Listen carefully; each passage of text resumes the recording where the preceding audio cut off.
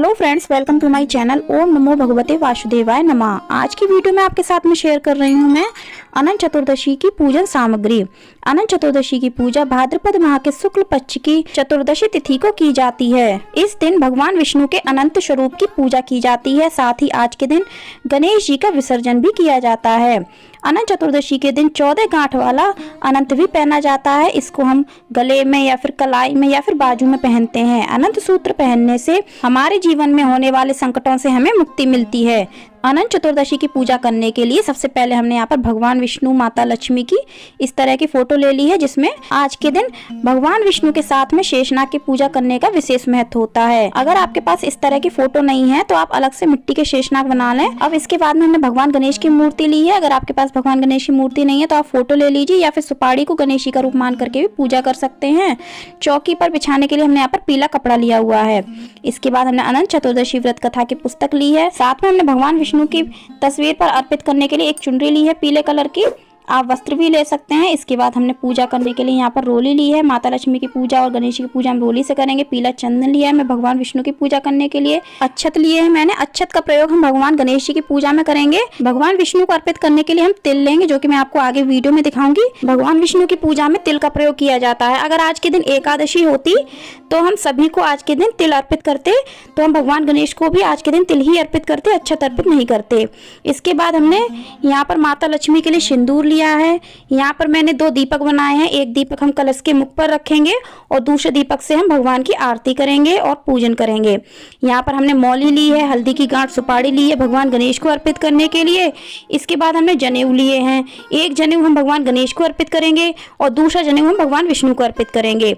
इसके साथ ही हमने यहाँ पर 1 लोटा जल लिया है भगवान की चौकी पर रखने के लिए।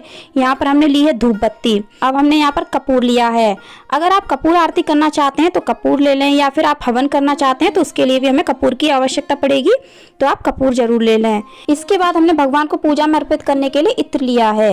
अब हमने यहाँ पर अनंत बनाए हैं, जो कि मैंने घर पर ही बनाए हैं कलावा से।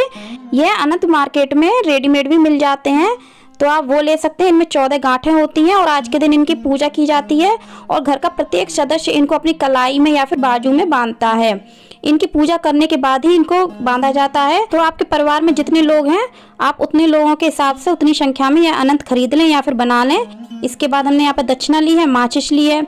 अब हमने यहाँ पर तिल लिए हैं। जैसे कि मैंने आपको बताया था कि भगवान विष्णु की पूजा में तिल का प्रयोग किया जाता है, तो आप काले तिल ले लें या फिर सफ़ेद तिल ले लें। यहाँ पर मैंने तिल अधिक मात्रा में लिए हैं क्योंकि हम कलश की स्थापना में भी इसका प्रयोग करेंगे, तो आप इस तरह से ज़्यादा मात्रा में तिल ले लें। अब हमने यहाँ पर कलश की स्थापना करने के लिए कलश लिया है। यह कलश आप मिट्टी का, पीतल का या फिर तांबे का ले सकते हैं। और कलश के मुख पर रखने के लिए हमें एक कटोरी या फिर पात्र की आवश्यकता पड़ती है। इसके बाद हमने कलश स्थापित करने के लिए जो जो सामग्री चाहिए उसमें हल्दी की गांठ, सुपारी और एक सिक्का चाहिए होता है। इसके अलावा पंचपल्लव चाहिए होते हैं। यहाँ पर मैंने अशोक के पत्ते लिए हैं। आप आम के पत्ते भी ले सकते हैं, नहीं तो आप पान के पत्ते भी ले सकते हैं। भोग में अर्पित करने के लिए मैंने यहाँ पर फल लिए हैं और मिठाई ली है। आप घर की बनी हुई मिठाई भी ले सकते हैं। इसके अलावा आप आज के दिन अगर घर में पक्का खाना बनाते हैं तो उसका भोग भी आप आज के दिन भगवान को जरूर लगाएं। यहाँ पर मैंने पुष्प लिए हैं भगवान को अर्पित करने के लिए। लाल पुष्प मैंने भगवान गणेश के लिए लिया है, माता लक्ष्मी के लिए लिया है। इसके बाद मैंने पीले पुष्प भगवान विष्णु के लिए लिए हैं। तो आप इस तरह से पुष्प ले सकते हैं, नहीं तो आपको जो पुष्प मिल जाते हैं आज के दिन आप पूजा में प्रयोग कर सकते हैं। इसके साथ में भगवान विष्णु को अर्पित करने के लिए आप तुलसी दल जरूर ले लें और उनके भोग में अर्पित करने के लिए भी आप तुलसी दल ले लें, क्योंकि भगवान विष्णु हो या फिर लड्डू गोपाल जी हो, वो तुलसी दल के बिना भोग स्वीकार नहीं करते हैं। और यह भी ध्यान रखना है कि हम भगवान गणेश के लिए अलग से भोग अर्पित करेंगे जिसमें तुलसी दल ना हो।